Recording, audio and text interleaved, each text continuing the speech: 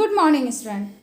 आज हम आवधिक परीक्षा के पाठों की पुनरावृत्ति करेंगे, उस पाठ्यक्रम की जो आपके आवधिक परीक्षा में शामिल है। आज हम पुनरावृत्ति करेंगे पाठ दुख का अधिकार। दुख का अधिकार पाठ की हम पुनरावृत्ति करेंगे। इसके लेखक का क्या नाम है? इसके लेखक का नाम है यशपाल। यशपाल जी ने पाठ में सामाजिक असमानता को उजागर किया है। यशपाल जी ने सभी को यह बताने का प्रयास किया है कि दुख तो है, वो दुखी होता है, चाहे वह धनी व्यक्ति को हो, चाहे वह निर्धन व्यक्ति को। दुख तो सभी को तोड़ देता है, दुख के सामने सभी मजबूर हो जाते हैं। परंतु हमारे समाज में कुछ ऐसे लोग भी हैं जो निर्धन है, पिछड़ा वर्ग है और जो अमीरी गरीबी के बंधन में बंधे हुए हैं। ऐसे लोगों को, जो गरीब हैं, जो पिछड़े वर्ग हैं और जो अभागे हैं, ऐसे लोगों को समाज दुख मनाने का अधिकार नहीं देता है।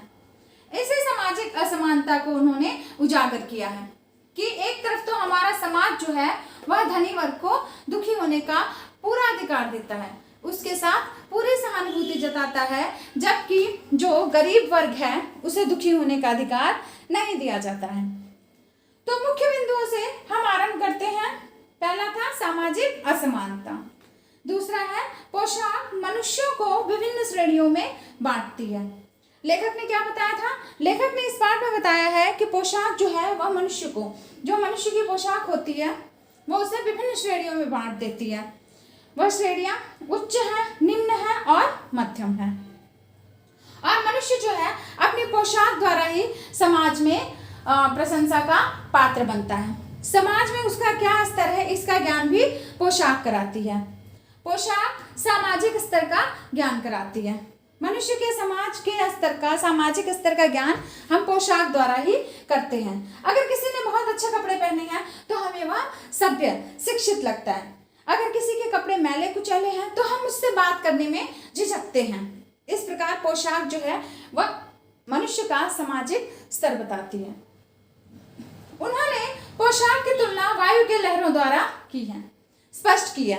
उन्होंने कहा है कि जिस प्रकार वायु की लहरें कटी हुई पतंग को जमीन पर सहसा गिरने नहीं देती हैं, उसे रोक के रखती हैं, उसी प्रकार मनुष्य जो है उसकी पोशाक के कारण वह अपने से निचले वर्ग के साथ बैठकर उसके दुख को बांट नहीं पाता है, उसके साथ सहानुभूति नहीं जता पाता है। और ऐसा ही लेखक के साथ भी हुआ।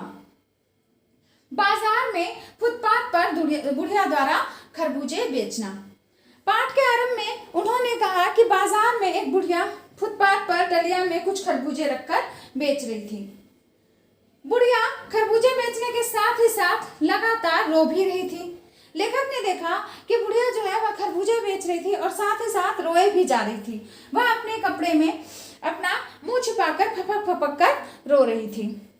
लेखक ने पास पड़ोस के दुकानदारों को देखा तो वो उस बुढ़िया को अपशब्द बोल रहे थे। कोई कह रहा था कि बहुत ही बेशर्म औरत है, क्योंकि इसके बेटे को मरे अभी कुछ दिन भी नहीं गुजरा और यह अपने धंधे पर आ गई, अर्थात कि खरबूजे बेचने आ गई। इनका तो कोई दीन ईमान नहीं है। जब लेखक ने देखा कि पड़ोस के लोग उसके बारे में अपशब्द बोल रहे हैं, बाजार में बुढ़िया जो है वह लगातार रोती हुई खरबूजे बेच रही है, तो लेखक के मन में आया कि वह बुढ़िया के रोने का कारण जान सके। परंतु वह बुढ़िया के रोने का कारण नहीं जान पा रहा था, क्योंकि बुढ़िया जो है वो निम्न वर्ग की थी, अर्थात कि निर्धन थी और लेखक की पोशाक जो है वह उसे अनुमति नहीं दे रही थी कि वह बुढ़िया के दुख को जान सके, बुढ़िया के दुख को समझ सके। लेखक द्वारा पड़ोसियों से, यानी पास पड़ोस की दुकानों से बुढ़िया के रोने का कारण जानना चाहा। पास पड़ोस के दुकानदारों ने बताया कि बुढ़िया जो है वो उसका इकलौता पुत्र जो है उसके सांप के काटने से मृत्यु हो गई है और उसके घर की आर्थिक स्थिति भी अच्छी नहीं है, कोई भी उसे उधार नहीं दे रहा है, इसलिए बुढ़िया जो है वह बाजार में खरबूजे बेचने आ गई है। लेखक द्वारा बुढ़िया और पड़ोस की संभ्रांत महिला के दुख की तुलना। लेखक ने जब बुढ़िया को दुखी देखा तो उन्होंने अपने पड़ोस की वो संभ्रांत महिला की याद आ गई, जिस महिला का भी इकलौता पुत्र जो है वो बीमार था और उसकी मृत्यु हो गई थी। यानी दोनों बुढ़िया के, दोनों औरतों के जो इकलौते पुत्र थे उनकी मृत्यु हो गई थी। परंतु संभ्रांत महिला के आसपास 2 डॉक्टर हमेशा बने रहते थे जो उसकी सेवा करते थे। और बुढ़िया जो है उसकी बहू बीमार थी और उसके पोता पोती भूख से बिलख रहे थे, इसलिए उनके खाने का इंतजाम करने के लिए बुढ़िया को दुखी होने का अवकाश भी नहीं मिला। बुढ़िया दुखी भी नहीं हो पाई क्योंकि उसे यह अवकाश ही नहीं मिला कि वह दुखी हो सके। लेकिन पड़ोस की संभ्रांत महिला के साथ पूरे समाज के, जो उसके आसपास का समाज था, उनकी सहानुभूति थी। बुढ़िया के साथ किसी की भी सहानुभूति नहीं थी।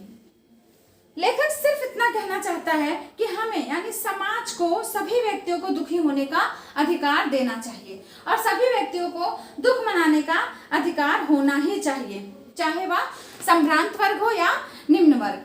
परंतु ऐसा नहीं होता। हमारा समाज संभ्रांत वर्ग को दुखी होने का अधिकार देता है और निम्न वर्ग के दुख का उपहास उड़ाता है। निम्न वर्ग के व्यक्ति के दुख की आलोचना करता है, उसका मजाक बनाता है, उसे अपशब्द कहता है। धन्यवाद।